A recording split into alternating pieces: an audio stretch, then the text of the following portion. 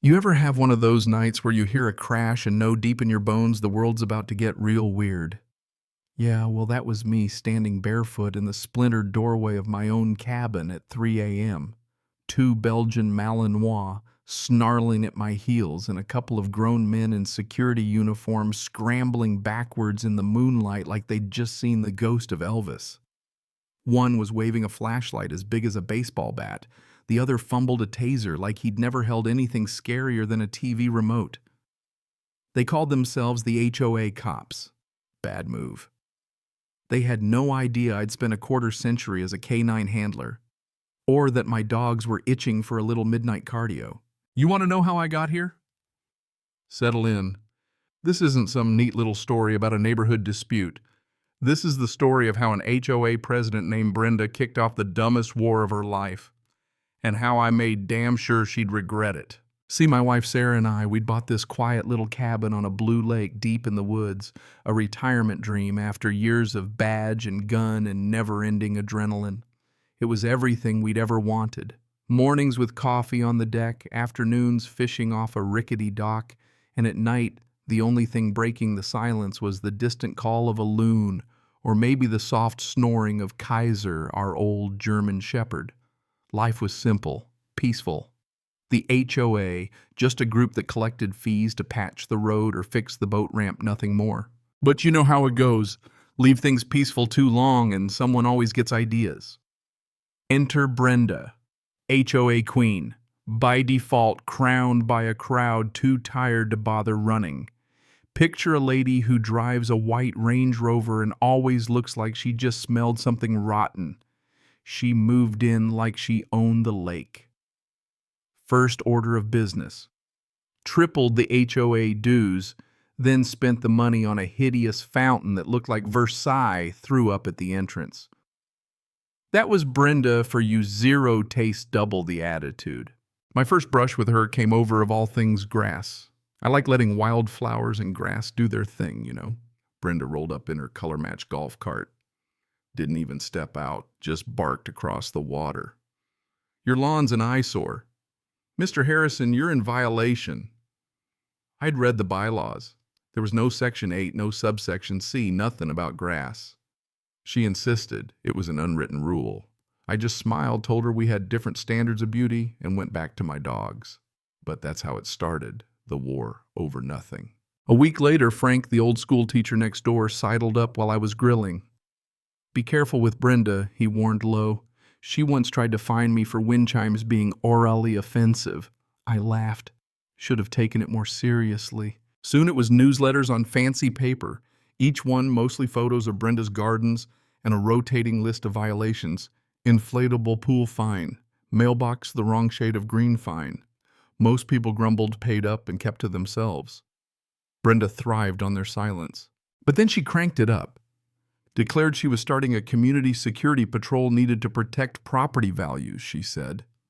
The only crime we'd seen was a raccoon raiding coolers, but Brenda hired two goons, suited them up in uniforms, and set them loose in a golf cart with a flashing amber light. At first I figured it was just another layer of Brenda's delusion until they started sweeping our houses with spotlights late at night, waking people up, intimidating anyone who dared ask questions. One Tuesday, I was reading with Kaiser at my feet when a tactical flashlight flooded my living room window. Rogue lost his mind, barking. I went outside and found one of Brenda's officers beaming a light right at my chest. Just making sure everything's secure, he grunted. You're on my property. Turn it off and leave. I told him my old cop instincts kicking in. He got in the golf cart and took off. But the next morning I found a warning from the HOA stuck to my door for interfering with security and another violation for unauthorized pets. Brenda finally found a rule to hang me with. The HOA said 2 pets, max. I had Kaiser and Rogue grandfathered in technically, but Brenda didn't care. She wanted me gone. You know what I mean? Sometimes you can see the play before it's run. This wasn't about grass, it wasn't about dogs, it was a full-on campaign to break me. So I started fighting smart. Every incident dates times what happened went into a log. I bought a body camera, talked to Frank, pulled every HOA document, and learned Brenda's security team was operating illegally. They weren't even licensed, and that pet rule never legally amended. She was bluffing. I sent a formal letter disputing the fines. Brenda shot back with appeal denied and upped the ante $50 a day. She had no clue who she was messing with. I reinforced the cabin, set up cameras, and started collecting evidence. My next move: a quiet call to Mike, an old buddy at the sheriff's department. He listened, then said, "They're walking a fine line. Get me clear video and I'll handle it." So I waited. Didn't take long. One night the golf cart sat at my driveway for 20 minutes. My audio recorder picked up. She wants a record of everything, especially that second dog. They were building a case. So was I. The real showdown happened after Brenda pulled up to gloat about my rising fines and threatened to put a lien on my house. I got in her face on camera, mind you, and spelled out the law. Told her if she tried it, she'd be facing a lawsuit she couldn't dream her way out of. The look on her face, let's just say I've seen perps less rattled when cuffed. And just like I figured, she doubled down. That night the dogs woke me growling low. I checked the monitors, 2 figures, uniforms, creeping through my yard, crowbar in hand. My heart didn't race, it settled. This was the moment. They jammed the crowbar into my door.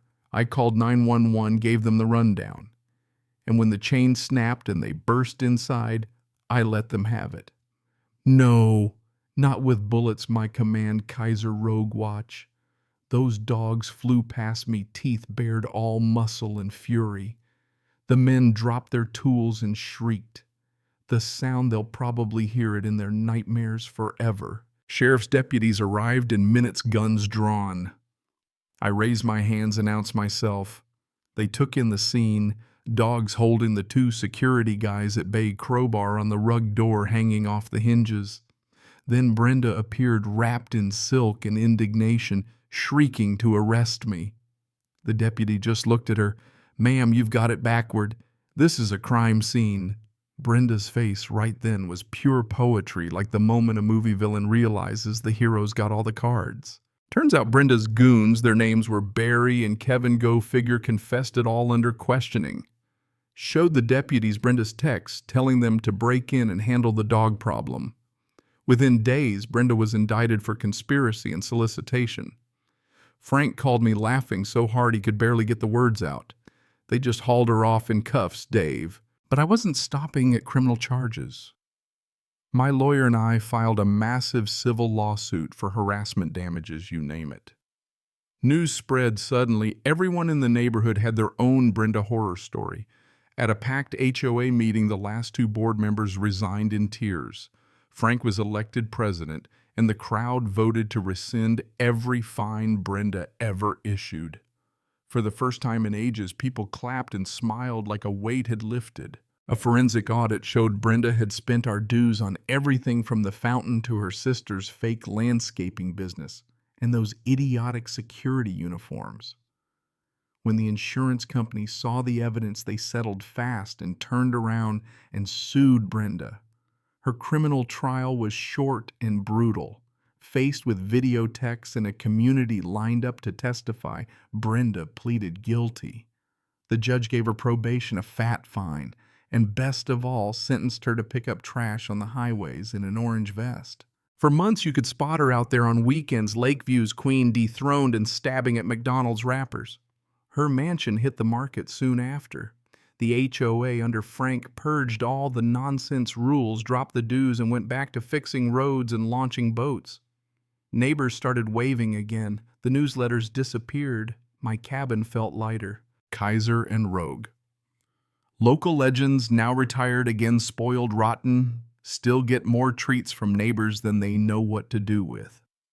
Some nights I watch the sunset spill gold across the water dogs at my feet. And I think funny how one tyrant's ego can bring a whole community together.